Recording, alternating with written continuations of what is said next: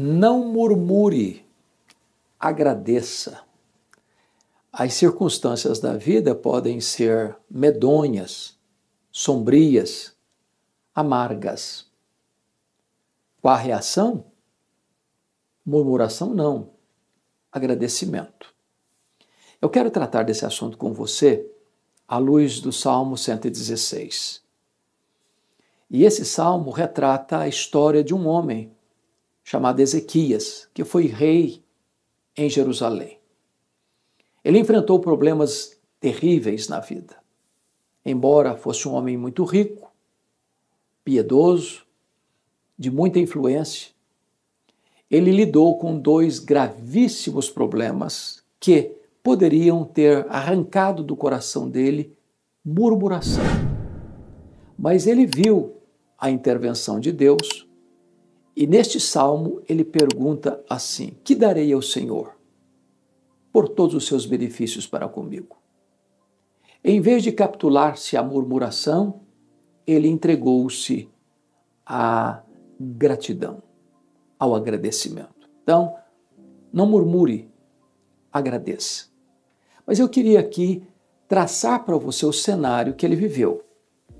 E nesse Salmo 116, que muitos estudiosos o atribuem ao rei Ezequias, ele vai contar para nós o que aconteceu. No verso de número 3, ele disse: laços de morte me cercaram, e angústias do inferno se apoderaram de mim. Caí em tribulação e tristeza. Veja você que ele está lidando com dois problemas, um externo e um interno, um circunstancial, outro sentimental. O circunstancial é que foi no governo dele que as 10 tribos do norte, chamado Reino de Israel, cuja capital era Samaria, caiu nas mãos do poderoso Império Assírio. Esse mesmo império poderoso, guerreiro, expansionista, cercou a cidade de Jerusalém, a capital do Reino do Norte, onde Ezequias era o rei. E afrontosamente mandou um recado para o rei: capitule-se, renda-se, porque nenhum Deus poderá livrar você das minhas mãos. O rei Ezequias, acuado, entrincheirado pelo inimigo, buscou a Deus em oração. E o profeta Isaías disse para o rei: você não precisa temer, essa peleja não é sua, é de Deus. E então, diante daquela afronta, na iminência de um ataque militar, Deus escalou um único anjo que feriu ao redor de Jerusalém 185.000 soldados assírios. E Jerusalém foi poupada. O inimigo não invadiu a cidade. Deus trouxe um livramento para ele de uma ameaça real, de um perigo mortal. Porque eram laços, e não laços de brincadeira, mas laços de morte. Não aqui, ali ou acolá, laços de morte me cercaram, disse ele. Mas agora esse rei está enfrentando um segundo problema, quando ele dizia: angústias do inferno se apoderaram de mim. Eu acho que você conhece angústia. Todos nós sabemos o que é angústia. Num grau maior ou menor, todos nós lidamos com esse problema. Acontece que Ezequias adjetiva a angústia que o aflige como angústias do inferno. É como se ele dissesse que o inferno havia mudado de endereço, que o inferno estava instalado em seu peito. O resultado desta angústia terrível e avassaladora é que ele caiu em tribulação e tristeza.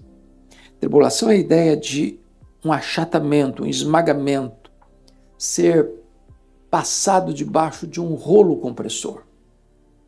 Ele disse que a alegria foi embora do seu rosto, a tristeza tomou conta do seu coração. Aqui ele está se referindo. No mesmo período em que ele, aos 39 anos de idade, está lidando com a iminência de uma invasão militar, ele também enfrenta uma doença, uma enfermidade, uma úlcera, que não pôde ser tratada pela medicina do tempo, e a sentença para ele foi sentença de morte.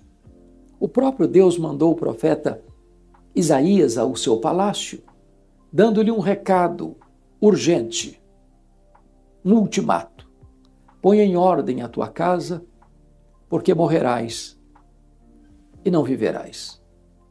Portanto, este homem que está lidando com a ameaça militar, e Deus deu o livramento, agora está lidando com a doença mortal.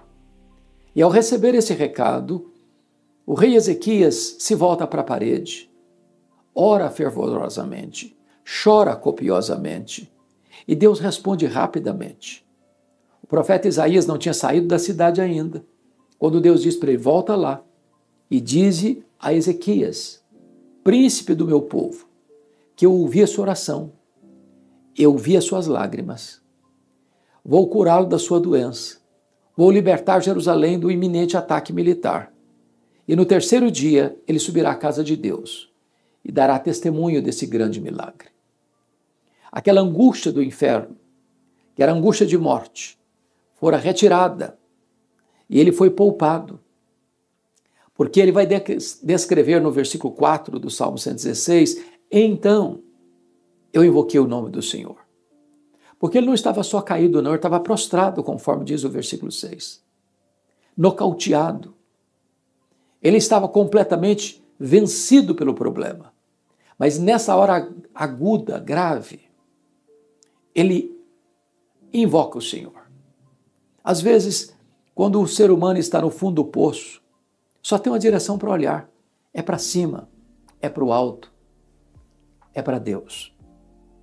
E quando ele invocou o nome do Senhor, ele descobriu algo maravilhoso, que diz assim: então eu invoquei o nome do Senhor. Ó Senhor, livra-me a alma, compassivo e justo é o Senhor. O Senhor veio pelo simples, eu estava prostrado e o Senhor me salvou. Ele descobriu em primeiro lugar que Deus se importava com ele, que Deus é compassivo, que Deus não está longe, distante, indiferente, que Deus é o Deus conosco, que Ele se importa com a nossa vida, que Ele diagnostica o nosso sofrimento, que Ele vê as nossas lágrimas, que Ele percebe a nossa dor. Ele é cheio de bondade, misericórdia, compaixão. Ele sofre conosco, Ele padece conosco. Mas Ele disse também que Deus é justo, porque às vezes você está passando por situações adversas, porque o inimigo terrível e injustamente ataca você, fere você, persegue você. E Deus não é só compassivo, Ele é justo também, para livrar você das mãos do adversário, para tirar você desse cipoal circunstancial. E então, Ezequias está compreendendo que este Deus é o Deus que vem em nosso socorro nas horas mais difíceis da nossa vida. Mas este homem vai descrever, no versículo 8, os livramentos que Deus lhe deu. Ele diz: porque livraste da morte a minha alma, das lágrimas os meus olhos, da queda os meus pés. Há aqui 3 livramentos. O primeiro é um livramento espiritual: livraste da morte a minha alma. De todos os livramentos, o mais importante é este, é o livramento espiritual. Porque a nossa vida não se encerra com a morte. O nosso último endereço não é a sepultura. O homem foi criado por Deus e Deus colocou a eternidade no coração do homem. A vida dele, biológica, encerra-se com a morte, mas a vida prossegue, a vida continua. O homem terá que dar contas a Deus da sua vida. Diante dele está a eternidade. E ele disse que a maior e mais urgente libertação de que ele precisava era a libertação espiritual. Porque o que adianta você ter saúde, riqueza, prazeres, sucesso, fama, se você não está preparado para encontrar-se com Deus? Se você não tem a garantia da vida eterna? Então a maior necessidade do rei Ezequias não era de cura, nem mesmo de um livramento de um exército inimigo, mas da sua salvação. E Deus é o Deus que livra e livra espiritualmente. Mas em segundo lugar, é um livramento emocional. Livraste das lágrimas os meus olhos. É claro que a vida não se desenrola num parque de diversões. A vida não está protegida numa estufa espiritual. Não estamos blindados neste mundo. Lidamos com perigos reais. Enfrentamos batalhas terríveis. Navegamos por mares revoltos. Atravessamos desertos tórridos. Caminhamos por estradas juncadas de espinhos. Os inimigos nos espreitam. Os nossos sentimentos nos atormentam. Vivemos dias difíceis, onde a dor lateja no nosso coração, onde as lágrimas quentes rolam pelo nosso rosto. E Deus é poderoso para enxugar nossas lágrimas. Das lágrimas livraste os meus olhos, diz ele. Deus estanca as lágrimas e Deus trabalha lá na causa que nos faz chorar. Deus é o Deus que traz livramento emocional. Mas em terceiro lugar, Ezequias diz que Deus traz também livramento moral, quando ele diz assim: da queda livraste os meus pés. Nenhum de nós é tão forte a ponto de caminhar seguro no bordão da autoconfiança. Somos frágeis, somos vulneráveis. Deus conhece a nossa estrutura e sabe que somos pó. Não podemos caminhar confiados em nós mesmos. Somos frágeis demais, impotentes demais, fragílimos, somos pó. Então, a não ser que Deus segure firme a nossa mão, nós não poderemos avançar. A não ser que Deus nos segure nos seus braços eternos, não poderemos ficar de pé. Nós não poderíamos vencer na vida, a não ser que Deus nos guie com a sua mão e com o seu conselho eterno. Ou seja, Paulo diz assim: aquele que pensa estar em pé, veja que não caia. A não ser que Deus segure a nossa mão, nós vamos resvalar os pés. O que nos segura de quedas vergonhosas, de pecados horríveis, de adversidades medonhas, é a mão poderosa de Deus nos guardando, nos protegendo e nos segurando. Deus protege espiritualmente, Deus protege emocionalmente, Deus protege moralmente. É o livramento grande que Deus deu ao rei Ezequias, que pode dar também a você. Mas, no versículo 7, esse texto nos apresenta um manual de psicologia cristã. Quando este homem, depois de receber tantos livramentos de Deus, ainda estava com a sua alma perturbada, inquieta, desassossegada. E ele diz: volta a minha alma ao teu sossego, pois o Senhor tem sido generoso para contigo. Eu posso lhe garantir uma coisa: é mais fácil você estar diante de um auditório de 1000 pessoas, exortá-las, adverti-las, encorajá-las, que você se olhar no espelho e exortar a sua própria alma. Talvez nós sejamos o ouvinte mais rebelde, o ouvinte que você vê diante do espelho. Muitas vezes a nossa alma fica inquieta, desassossegada, perturbada, mesmo diante de tantos livramentos, mesmo diante de tantas e eloquentes evidências do cuidado de Deus. Então é necessário que você confronte você mesmo, exorte você mesmo, advirta você mesmo, chame a sua própria atenção.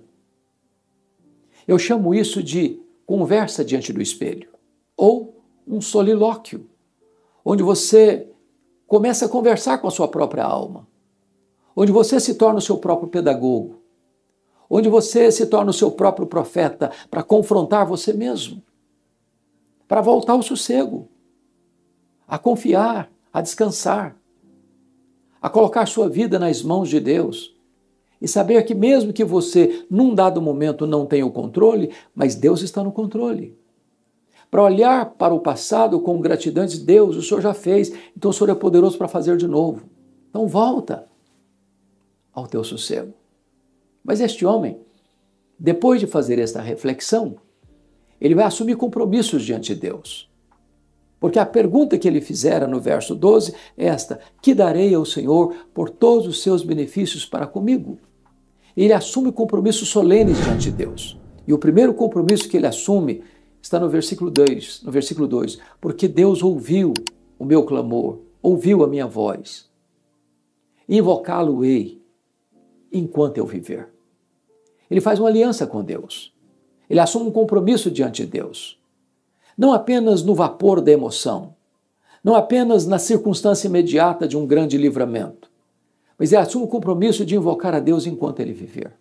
É para a vida toda. Ele faz este pacto com Deus, de andar com Deus, de viver na presença de Deus e para a glória de Deus. O segundo compromisso que ele faz está no versículo 9.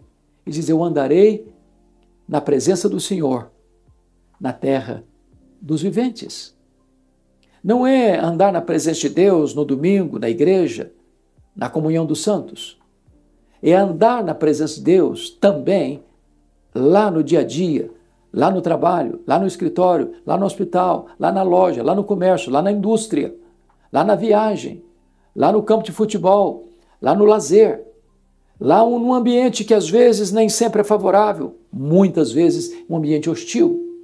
Mas você vai andar na presença de Deus, sem máscara, sem disfarce, vivendo uma vida plena, bonita, maiúscula, mesmo num ambiente onde as pessoas vão criticar você, até zombar da sua fé. É lá que você vai andar na presença de Deus. E finalmente, ele assume o compromisso, no versículo 1, de amar a Deus. Eu amo o Senhor, porque Ele ouve a minha voz e as minhas súplicas. E esta é uma coisa tão sublime porque é uma declaração de amor. E quando você ama alguém, você tem 3 atitudes. Primeiro, você declara que ama. Qual foi a última vez que você disse para Deus: Deus, eu te amo? Se você ama Deus, você precisa declarar isso para Ele. Segundo, se você ama Deus, você precisa ter tempo para Deus. Quem ama tem tempo para a pessoa amada. Que tempo você tem dedicado para ler sua Bíblia? Que tempo você tem dedicado para orar? Que tempo você tem dedicado para cantar louvores a Deus? Se você ama Deus, você expressa isso para Ele. Você declara isso para Ele, dedicando tempo e prioridade para Ele. Aliás, Jesus nos disse: buscai, pois, em primeiro lugar o reino de Deus, e as demais coisas vos serão acrescentadas. Mas, finalmente, quando você ama alguém, você procura agradar essa pessoa. Você tem agradado a Deus com a sua vida, com o seu testemunho, com as suas palavras, com os seus atos, com as suas ações, com as suas reações? É hora de você parar e refletir o quanto Deus tem feito por você. Quão bom tem sido Deus por você. Ele tem dado a você a vida, a saúde, o alimento, as vestes, o teto. Deus tem dado a você proteção. Deus tem dado a você prosperidade. Deus tem dado a você amigos. Deus tem dado a você família. Deus tem dado a você as bênçãos da sua graça comum e a bênção da sua graça especial, a salvação em Cristo Jesus. Que darei ao Senhor por todos os seus benefícios? O Senhor disse: eu tomarei o cálice da salvação. Eu invocarei o nome do Senhor. E eu cumprirei os meus votos na presença de todo o seu povo. Não murmure, agradeça. Talvez você pense: mas o que é que eu vou agradecer? Eu tenho passado por tantas lutas, por tantas provas. Mas pare um pouquinho para fazer um inventário. Você está vivo. Gente melhor do que você e eu já partiu. Você está com saúde. Ou talvez até enfermo. Mas há pessoas que estão num leito de morte, numa cama de CTI, sobrevivendo com respiradores, sentindo dores atrozes, sem poder movimentar o corpo. Talvez você diz: mas o que é que eu vou agradecer? O fato de você ter um teto para morar, não estar na rua. O fato de ter uma cama aconchegante para você dormir quando algumas pessoas dormem ao relento. O fato de você ter pão sobre a sua mesa quando tantas pessoas, mundo afora, passam fome. O que você vai agradecer? O fato de você ter um corpo que funciona, a mais incrível máquina que já foi feita, o corpo humano. o seu cérebro que funciona, o seu coração que bombeia sangue para o seu corpo, os seus pulmões que levam você a respirar sem precisar de um respirador mecânico, o fato de você ter rins que filtram o seu sangue e você não está numa máquina de hemodiálise, o fato de você ter pernas que andam quando você não está preso numa cadeira de rodas, o fato de você ter olhos que enxergam e você não está às escuras, o fato de você poder ouvir quando tantos não ouvem, o fato de você estar vivo quando todos, ou quando muitos, melhor dizendo, já perderam a vida. Ah, você tem tanto para agradecer. Não murmure, agradeça. E se você abrir os olhos para agradecer, você não poderá contar as bênçãos, são maiores que você pode enumerá-las. Tudo vem de Deus, tudo vem por meio de Deus e tudo deve ser devolvido para Deus. Devolva para Deus este gesto de gratidão. Não murmure, agradeça.